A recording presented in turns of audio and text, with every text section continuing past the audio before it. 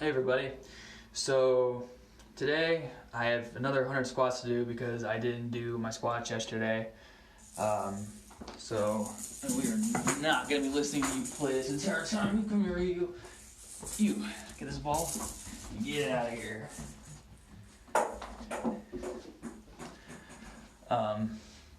So I have 10 different squat variations I'm going to do today. Got them here on the piece of paper. Gonna just switch them every 10 squats. It's gonna do something different. If you haven't watched any of my videos before, then today the reason I'm doing this is for the American Cancer Society, trying to raise money, trying to raise awareness, trying to reach a $300 goal that I set when I first started this, to trying to get there. If I can, then if and when I do reach that, I'll be doing just a special video doing 300 squats in one sitting, probably with David, if you ever seen me do videos with him before. So that'll be fun.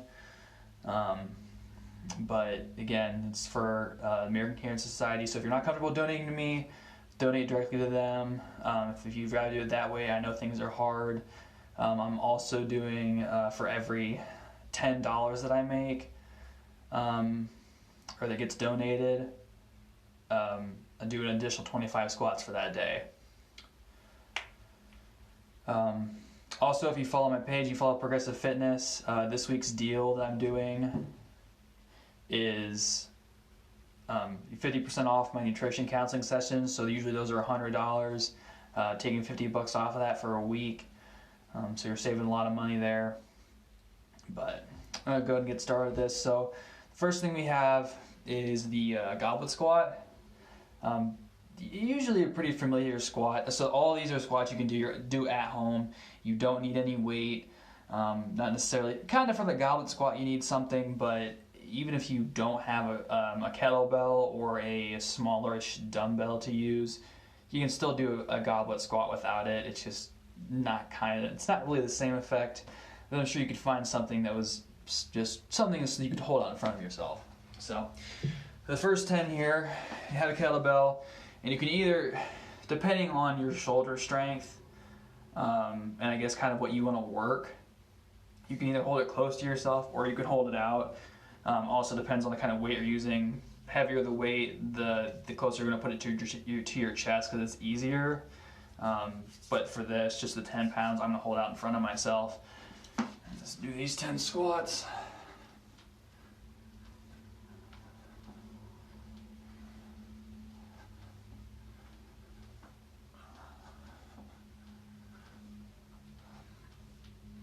All right. The next one we have is a Kong squat. So what you're going to do with this one is you're going to go down, forward, down, up, and fully straight. That's one rep. So what you're doing when you're going forward is you're tightening your core. So you're coming down, forward, tighten, down, up, up. Just a little bit of a core exercise to go along with your squat, which, I mean, if you do a squat normally, you can tighten your core. This just, I guess, going forward, you have a little bit more of a gravity that's pulling on your gut. So if you have some overhang there, like I do, it just kind of like forces you to like pull in and tighten those abdominal muscles. So we have done 2. Do these 3 here.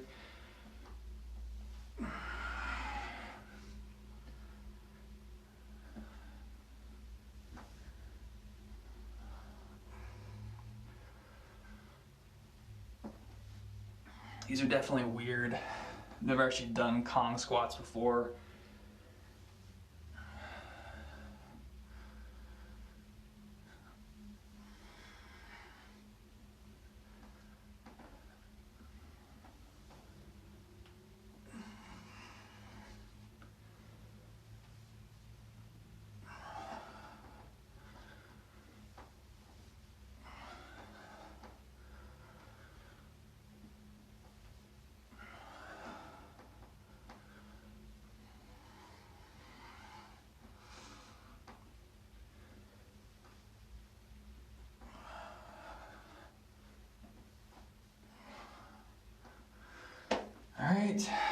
Next we have lateral step squats. So this one kind of a little more difficult to show just because of the angle that I have, but essentially what's going to be happening, and this might help possibly.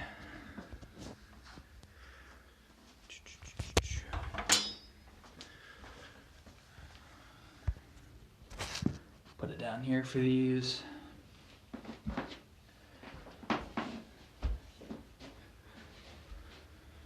So you're going to go down, and then you're just going to go to the side. And that's one.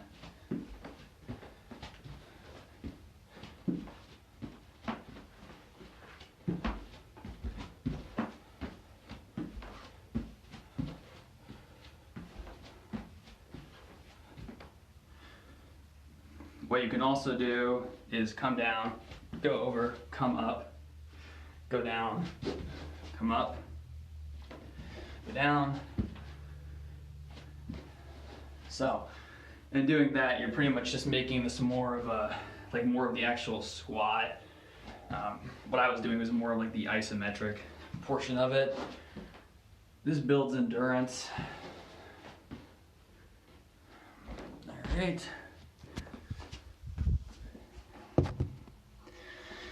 Next we have the isometric squat, the thing I was kind of doing when I was doing the lateral squats. So this one, you're just, if you don't know what isometric means, basically means that a portion of the exercise that you do that your body is not moving. It's the portion between the eccentric motion and the concentric motion. So if you're doing a squat, the isometric portion of the exercise is when you're down here and you're not moving. So that's exactly what you're doing with here with the squat. You're coming down, holding it, and coming up. Now, if you have weight to add to this, then you make it a much better resistance exercise and really good for your glutes and your hamstrings. Just because you have that resistance there, and it makes the exercise a whole lot harder because your muscles are at a complete and total stop. So whatever you do, whatever weight you do have on, all that momentum's gone. So if you're doing your squat, you're doing a bench, whatever, there's no inertia, there's no momentum, it's all the strength that you have. So do these.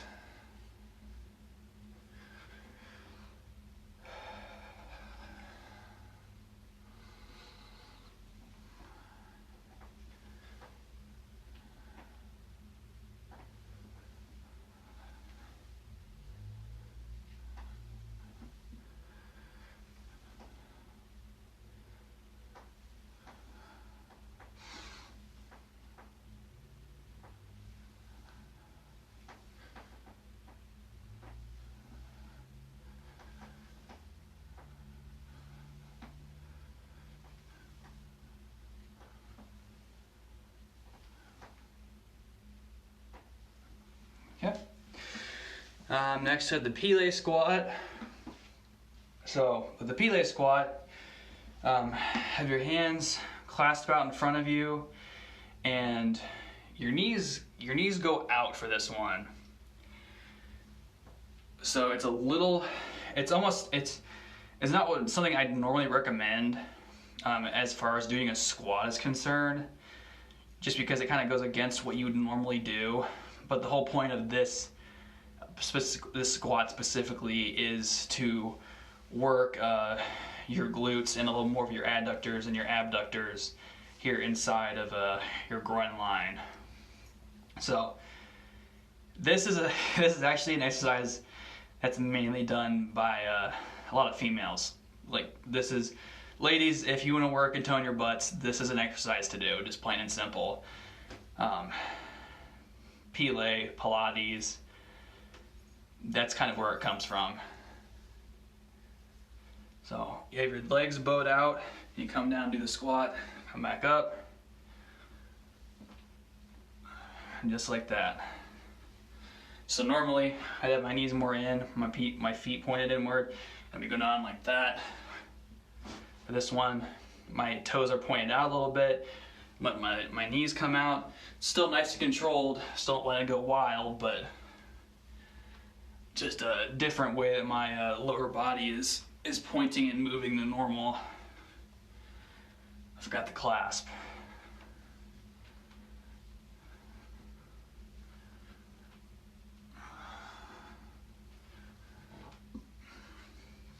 Okay. And then next we have the squat and lunge. This one, I mean, it's in the title. It's not really all that hard, or you know, it is a very easy one to decipher. It's not like the Pele squat. This one, go down, you lunge, come back up, squat. Come back up, squat. And that's 1 rep. It's pretty much any exercise that involves you just doing one part of your body. So if you're just doing like regular lunges, it'd be considered 1 rep doing both legs.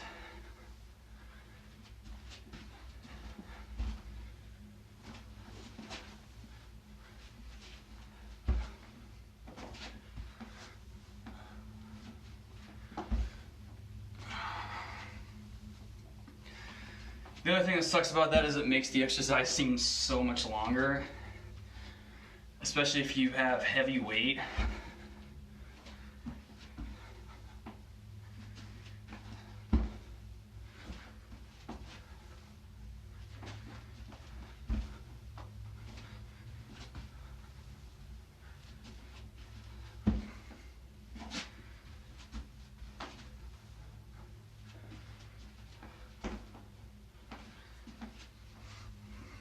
So with a lunge, I guess I'll go over this since I'm doing them, and this is going to take me a hot minute anyway.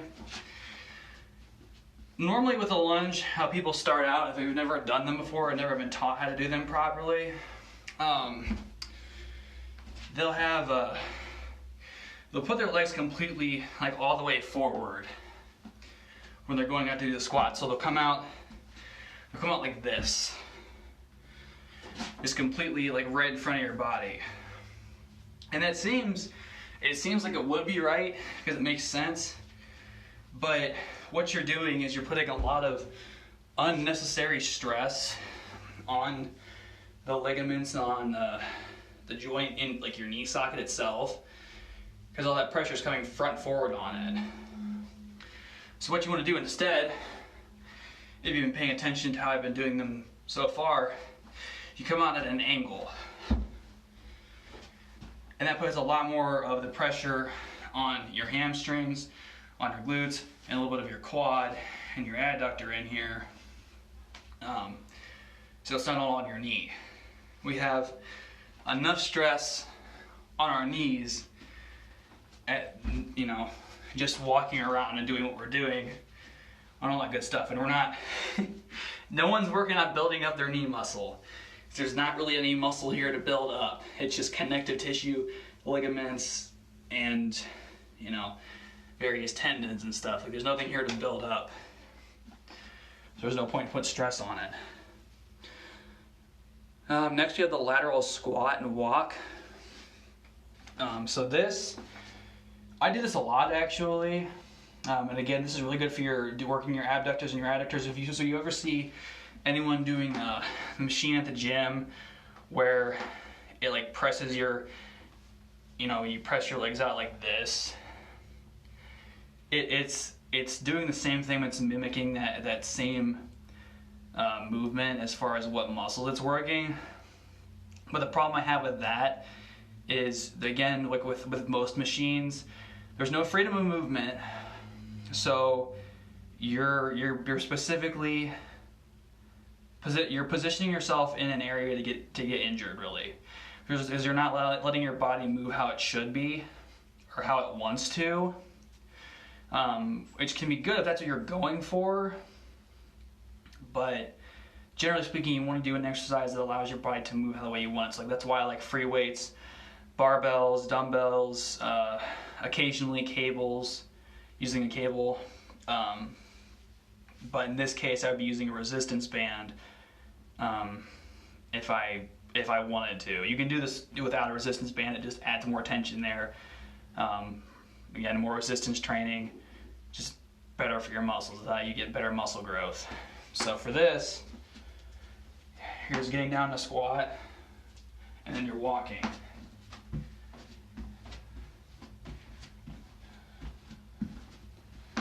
And you just do this. I mean, so the warehouse gym, they have about 30 yards of artificial turf, and I'll usually go about 10 to 15 steps one direction, and then 10 to 15 steps back with a band. I'm just not using the band here just for sake of time and instruction. But it does make it a lot easier. And it's also a good stretch too. It really helps stretch out your hips. Oh, Benny, where do you get these things?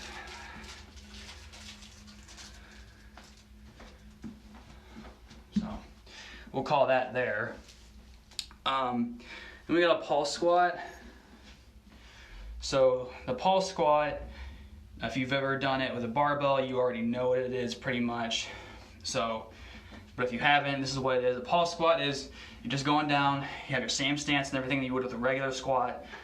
Come down, you come back up a couple inches, back down and up. And that's a pulse squat. It's just adding a couple seconds more of resistance and having that explosiveness from your muscles down there at the bottom. And if you have weight, if you do this with a barbell, it's just another really great exercise. Really, I think it's good for building explosiveness.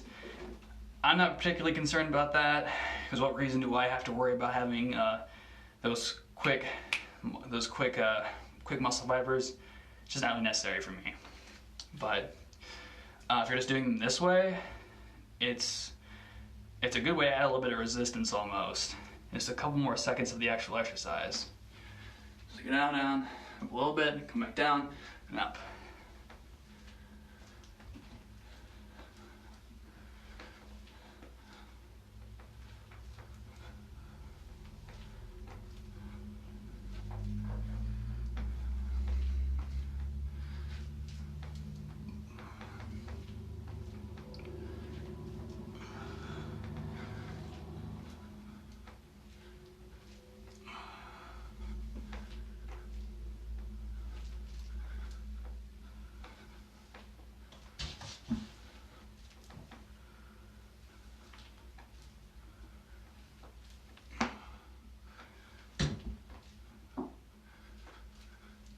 Okay. And next we have squat jumps. I don't really have the space up here in the attic to do these. Let's see if I can get a tiny jump in without banging my head on the ceiling. I only have about 2 inches of space there. Okay, so I am able to get my feet off the ground. I just gotta be careful. So when you do have more space than 2 or 3 inches without hitting your head, obviously you'd want to be going down, loading up, and then hips forward and out, and jumping as high as you can. Obviously can't really do this much space unless I want to create a new skylight here in my attic. So I'm going to try to control these squats as much as I can. So hopefully in my 10 squats that I do, I don't end up hitting my head on the ceiling. I'm not gonna go up all the way, just to reduce the chance of that happening. This is more of a frog jump.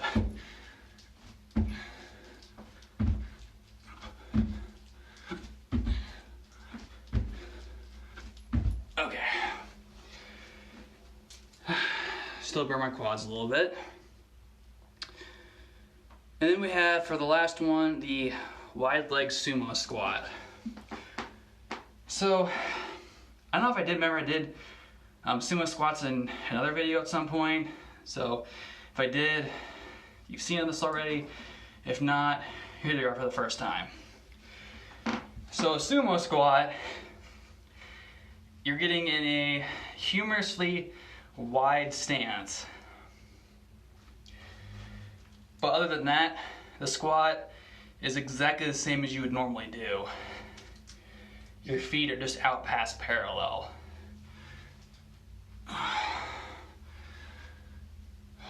So if you have the flexibility for this one to go really deep, it's great. It's a better mobility, better flexibility. Right now my hips are a little tight, so it's not as easy for me as it would normally be. So I do feel a bit of pain and tension, but it's not bad. But this is another one you can do. You can do with a barbell, without, with dumbbells. Most of the time, you have a barbell, not barbell, a kettlebell right here, and do them like that. And this is another really great glute activation exercise. Just make sure that if you were to do them with a barbell, that, or not barbell, oh my god, I keep saying barbell, a kettlebell, that you had your chest flared out as much as you could on the way down, and keeping the upper body tight and your core tight. That way, you're not forcing any pressure on your lower back. So I'm just gonna act like I have a kettlebell here.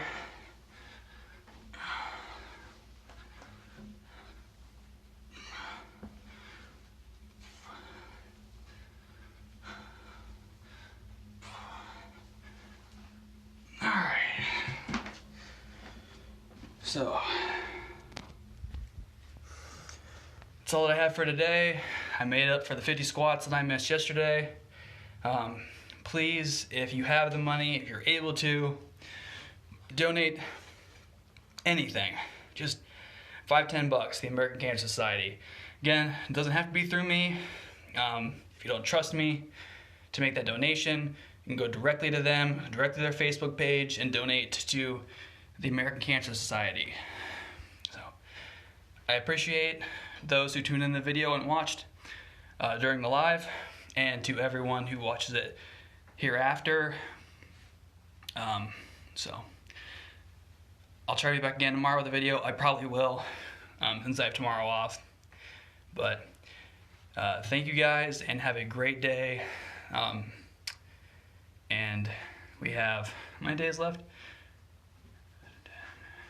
11 more days till Christmas. So I'll see everybody later. Have a good one.